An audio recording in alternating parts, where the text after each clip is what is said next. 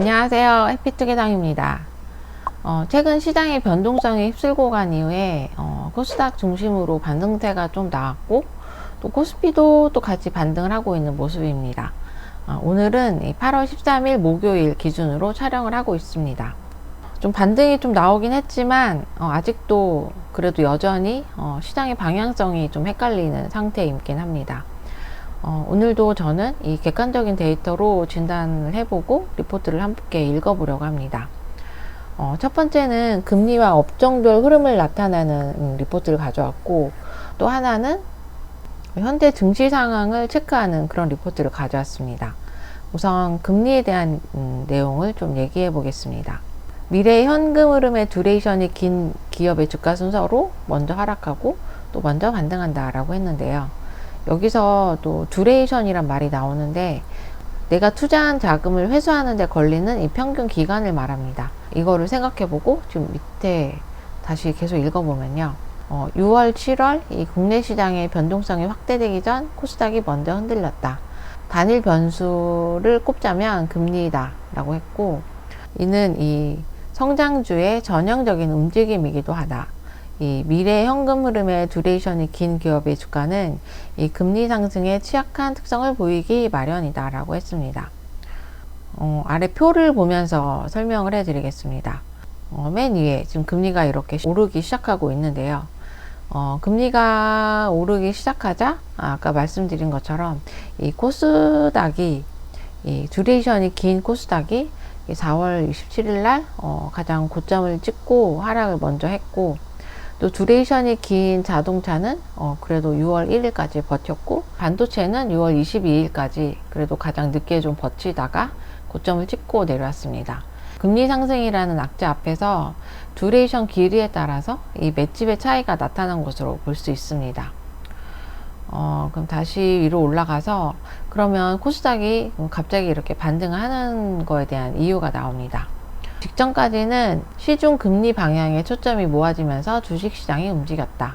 다만 1년의 흐름이 일단락되면 다시금 주식시장은 시중 금리의 수준에 반응할 수 있다.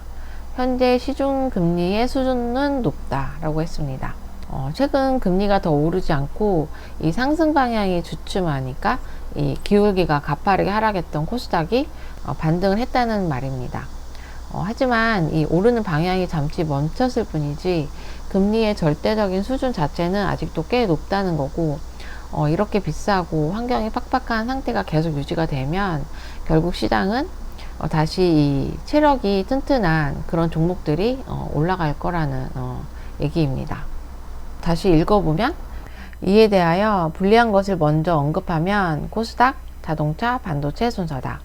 여전히 실적 가식성이 뚜렷한 주식이 더 나은 것이다 라고 했습니다. 높은 금리 수준이 계속 유지되는 한 결국 불리한 쪽은 코스닥이라는 겁니다. 그렇기 때문에 이 코스닥의 이 단기적인 반등에 좀 조급한 마음보다는 실적을 잘 내고 있는 반도체랑 자동차들이 다시 재반등을 하는지 거기에 집중을 하는 것이 합리적이다라는 리포트의 의견입니다. 여기까지는 이 금리와 실적이라는 부분을 좀 살펴봤었고요. 다음 이 KB증권에서는 이 현재 증시 상황을 체크했는데요. 좀 다시 계속 읽어보겠습니다. 제목은 이 기술적으로 본 현재 증시 위치, 반등이 가능할까라고 물음표를 지으면서 제목을 만들었는데요. 투자자들의 심리에 대한 내용이 먼저 나옵니다. 이 과열 국면에서 나오는 악재는 자신감 있게 버틴다. 반대로 과매도권에 나오는 악재에서는 더 큰 공포를 느낀다. 이것은 투자자들이 어리석기 때문은 아니고 인류가 살아남기 위해서 위험에 대해 진화한 결과에 가깝다라고 했습니다.